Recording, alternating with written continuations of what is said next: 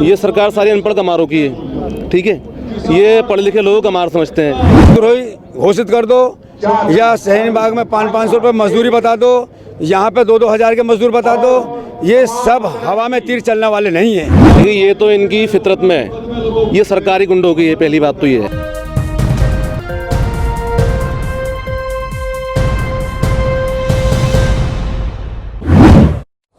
देश भर में कृषि बिल का विरोध प्रदर्शन जारी है। सुप्रीम कोर्ट की सुनवाई हो रही है। कल फिर से सरकार और किसान नेताओं की बातचीत है। लगातार हम आपको तस्वीर दिखा रहे हैं, लगातार हम किसानों के बीच आकर उनसे उनकी राय पूछ रहे हैं। सुप्रीम कोर्ट के फैसले पर भी किसान ने नाराजगी जताई। जो कमेटी बनी है उस पर भी किसान नाखुश नजर आ रहा है। मेरे साथ मौलाना जी जुड़े हुए हैं बात करने के लिए। किसान आंदोलन का समर्थन करने आ रहे हैं, बहुत दिनों से बात करेंगे इनसे। क्या नाम है आपका मौलाना साहब? मेरा नाम रईसुद्दीन सिद्दीकी, मैं गुलावटी भटोने का रहने वाला हूँ, जिला बुलंदशहर।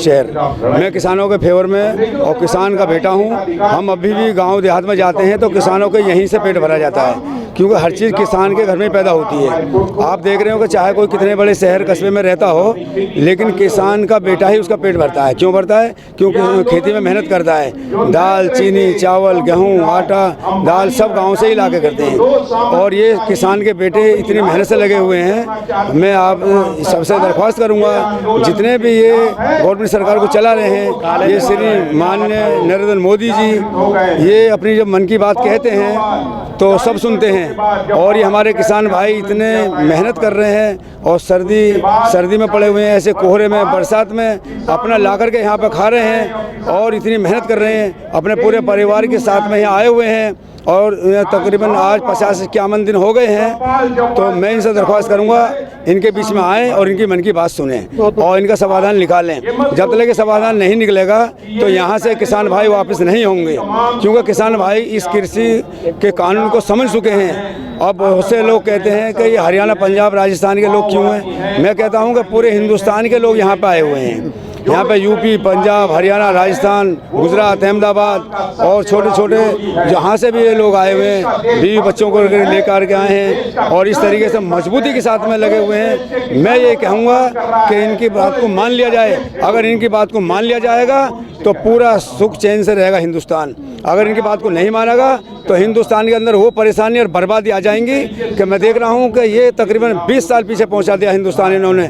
क्या इनके ये इतनी मेहनत कर रहे हैं, इन्हें आगे बढ़ाना चाहिए था। कभी कह रहे हैं 15 लाख रुपए हर आदमी के खाते में आएगा, कभी काला धन वापस आएगा, कभी इनसे थाली बजवा रहे हैं, कभी चिराग जलवा रहे हैं, कभी मोमबत्ती जलवा रहे हैं। इन्होंने मैं ये कहूँगा कि इन्होंने पूरे हिंदुस्तान को ये मान लिया कि ये तो सब ऐसे ही हैं, जानते नहीं हैं। बल्कि मैं कह रहा हूँ कि अब लोग हर बिरादरी के अंदर, मैं हिंदू, मुसलमान, सिख, ईसाई की बात नहीं कर रहा, बल्कि मैं सभी की ये बात कर रहा हूँ कि अब ऐसे IPS अधिकारी बन गए, ऐसे से पढ़ाई पढ़ रहे हैं, कोई IPS अधिकारी बन रहा है, कोई SSP बन रहा है। पूरे मुल्क को चलाने की वो क्षमता रखते हैं। हमारे किसानों के बेटे ऐसी मेहनत कर रहे हैं गांव देहात के अंदर कि आप जाकर के देखिए, ये पूरे हिंदुस्तान में जहाँ जो चीज़ नहीं होती है वहाँ पर पहुँचाते हैं। सुप्रीम कोर्ट का जो फैसला आया है किसान आंदोलन पर, कमेटी बनाई है, कमेटी पर भी सवाल उठ रहे हैं कि जो कमेटी में जो मेंबर हैं वो चारों के चारों समर्थक हैं बिल का, पहले से समर्थन करते आए हैं बिल को। वो किस तरीके से रिपोर्ट सौंपेंगे, क्या कहना है उस पर? ये मैं इसके बारे में ये कहना चाहूँगा, ये सुप्रीम कोर्ट या ये कमेटी ये कुछ चंद आदमियों के ऊपर फैसले की बात छोड़ दी है, ये इनके ऊपर क्या है? ये सरकार की बनाई हुई बात है। सरकार तो जो चाहेगी जो करेगी। ये समझ लो कि पूरे हिंदुस्तान को इनके 2 उंगलियों के बीच में नज़र आ रहा है। जो चाहे इधर को घुमा दो या उधर को घुमा दो, क्योंकि ये चाह रहे हैं कि जैसे हम चाहेंगे ऐसा होता रहेगा।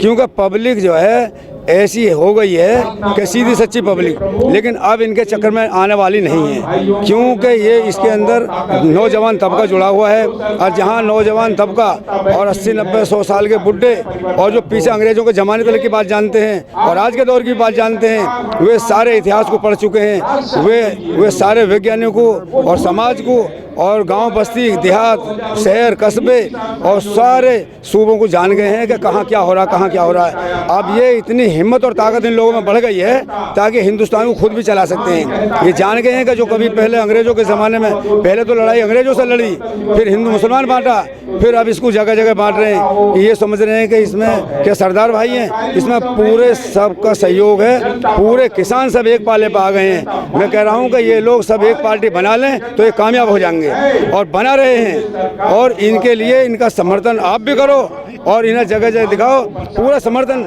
समर्थन करो किसान भाई का। अगर किसान भाई का समर्थन नहीं करा तो आप सब पछताओगे। जिस तरीके से 2014 के बाद से सरकार के खिलाफ कोई भी विरोध प्रदर्शन करे तो सरकार उसको देशद्रोही घोषित कर देती है, इस बात से कितनी सहमति रखते हैं? ऐसा है कि देशद्रोही घोषित कर दो या शहीन बाग में 500-500 रुपये मजदूरी बता दो, यहाँ पे 2-2 हज़ार के मजदूर बता दो, ये सब हवा में तीर चलने वाले नहीं हैं। क्योंकि जो हवा में तीर चलता है वो नहीं चल पाते हैं। ये तो जैसे कहते हैं ना, कागज़ के जो फूल बना देते हैं उनसे खुशबू नहीं आती, ये तो हकीकत सामने आ रही है। ऐसे बड़े बड़े किसान लोग यहाँ पे आए हुए हैं, आप सब देख रहे हैं, कई सौ बीघे के जिम्मेदार यहाँ पे बैठे हुए हैं, जो कभी घर से मेहनत करते करते बुजुर्ग हो गए हैं और घर से बाहर नहीं निकल रहे हैं। उनके नौजवान खेती को संभाल रहे हैं और वे घर से बाहर नहीं निकल रहे, वे भी लोग यहाँ पे पड़े हुए हैं।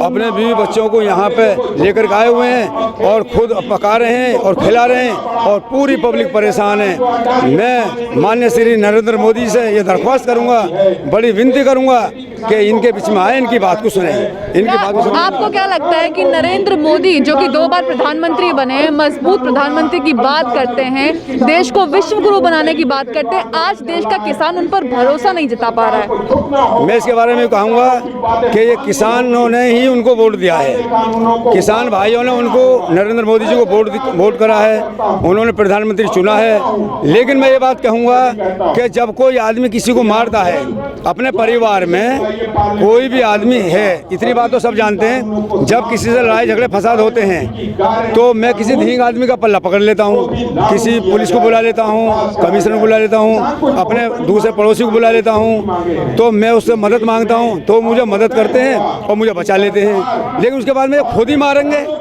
जो मारने वाला है ये मेरे भाई हैं और मुझे इसने मारा है, तो मैंने इनको बुला लिया कि भाई मुझे मार रहा, मेरी जो हेल्प करिए और मेरे जो है इनका मेरा साथ दीजिए। और जब यही मारेंगे तो फिर कौन साथ देगा बताओ? इसका कोई जवाब नहीं है कि जब आदमी खुद परेशान करेगा। ये हमारे नरेंद्र मोदी जी प्रधानमंत्री बने हुए हैं, हमारे सर का ताज हैं और ये प्रधानमंत्री बने रहो और अमर रहो। हम ये नहीं कह रहे कि आप प्रधानमंत्री जो भी आप चला रहे हैं शासन को सही चलाइए, पब्लिक की तो बात मानिए। मैं पब्लिक की बात मानेंगे और पब्लिक का समाधान करेंगे, उनके किसानों को जीत करेंगे, किसानों को उनकी सेवा करेंगे, उनके लिए बहुत अच्छे फ़ायदे निकालेंगे तो किसान फिर इनके साथ जुड़ जाएगा। लेकिन अब पूरा किसान इन लोगों से हटा हुआ है। 7 साल में जो भी सरकार ने कानून बनाया आज तक कोई वापस नहीं लिया है। सीए को भी ऐसी ठंडे बस्ते पर डाल दिया, 3 महीने प्रदर्शन हुआ, ये लोग भी बेचारे सड़कों पर बैठे हैं, ठंड में बैठे हैं। इस वक्त जब सब लोग अपने घर में रजाइयों में बैठते हैं, ये लोग ठंड में सड़कों पर बैठे हैं हक मांगने के लिए। क्या लगता है सरकार पीछे हट जाएगी? मैं कहता हूँ कि सरकार पीछे हटना पड़ेगा। क्यों हटना पड़ेगा?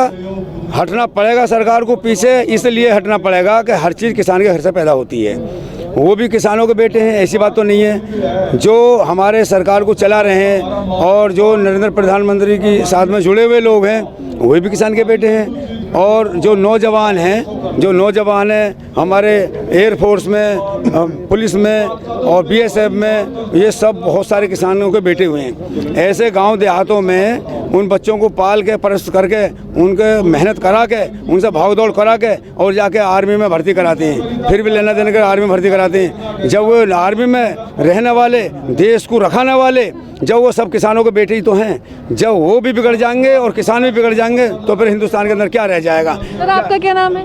मेरा नाम जी डॉक्टर शाहरुख है, मैं शालीमार से आया हूँ, यूपी से बिलोंग करता हूँ। किसान आंदोलन का समर्थन करना है? जी मैं यहाँ समर्थन करने आया हूँ। मैं पिछले काफ़ी दिन से देख रहा हूँ कि हमारे भाई यहाँ प्रदर्शन कर रहे हैं, काफ़ी दिन से रह रहे हैं, ठंड इतनी पड़ रही फिर भी यहाँ अपना जामे रखे हैं। मोदी जी उनकी सुन नहीं रहे।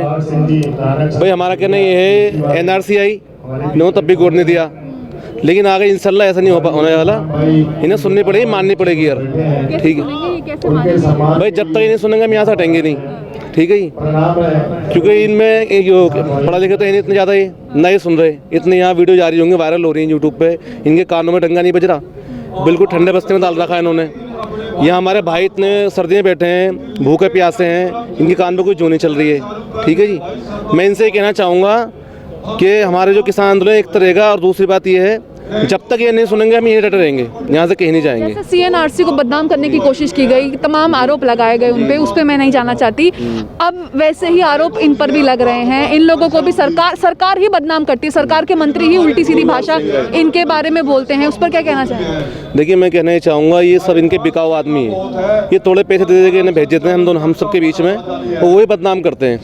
ठीक है, ये सबके नहीं खरीदे हुए हैं जो हमारे बीच में आ रहे हैं। ठीक है, इसलिए बदनाम करते हैं। अब ये कोई अपने घर से इतना फ्री तो है नहीं जो यहाँ आके बैठेगा। भाई हमारे ऊपर आई है, भाई हमारे ज़मीन छीनने बात आई है तो हम अपने हमारे पेट पाई है ना, तभी तो हम यहाँ आए। हम घर से फ्री तो है नहीं जो यहाँ आएंगे। 2014 के बाद से जिस तरीके से सरकार के खिलाफ या सरकार के कोई भी कानून नीति के खिलाफ विरोध प्रदर्शन अगर करने कोई सड़क पर उतर जाता है तो ये देशद्रोही कह देती है। इस बात जी जी जी देखिए, ये तो इनकी फितरत में है। ये सरकारी गुंडों की है। पहली बात तो ये है, इस सरकार में एक भी आदमी ग्रेजुएट नहीं है। First of all I would like to say this. ठीक है, और ये सरकार सारी अनपढ़ कमारों की है। ठीक है, ये पढ़े लिखे लोगों को कमार समझते हैं। इनके अंदर ग्रेजुएट नहीं है। ठीक है, मैनर्स नहीं है, किसको क्या कहना चाहिए। अब इतने सारे किसान हमारे भाई लोग यहाँ आए हुए हैं, अपने घर छोड़ कर आए हुए हैं, 20 बच्चे छोड़ कर आए हुए हैं, अपना कारोबार छोड़ कर आए हुए हैं यहाँ। ये फ्री में आए हुए हैं। इतना लॉकडाउन के बाद इतना कारोबार की स्थिति इतनी बिगड़ चुकी है, लोगों का रोजगार नहीं है, फिर भी यहाँ आए हुए हैं। किस वजह से आए हुए हैं? भाई हमारी ज़मीन छीनी जा रही है, इसलिए तो आए हुए हैं। अब जो है, जब तक ये कानून वापस नहीं देंगे इंशाल्लाह यहीं डटे रहेंगे। हाँ जी, जब तक ये कानून वापस नहीं लेंगे, जब तक हम लोग सब यहीं डटे रहेंगे।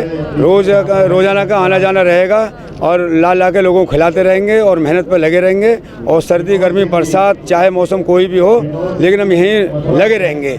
और जब तक ये कानून वापस नहीं लेंगे तो हमारी सब ये पब्लिक जो किसान यूनियन है, जो यहाँ पे लोग बैठे हुए हैं, ये वापस नहीं जाएंगे। तो ये मेरे साथ कुछ लोग जुड़े हुए थे मुस्लिम समाज से, जिनसे बात करी हमने। जो किसान आंदोलन चल रहा है दिल्ली की सीमाओं पर पिछले 1.5 महीने से, उसका समर्थन करने आए थे। लगातार सरकार जो है वो इनके आंदोलनों पर गलत आरोप लगा रही है, उल्टी सीधी बयानबाजी कर रही है, लेकिन प्रधानमंत्री खुद संज्ञान नहीं लेते हैं। अगर प्रधानमंत्री इनके हित में होने का दावा करते हैं तो उन्हें चाहिए कि वो खुद आकर संज्ञान लें कि उनके मंत्री, उनके नेता इस तरह की भाषा किसानों के लिए प्रयोग करते हैं।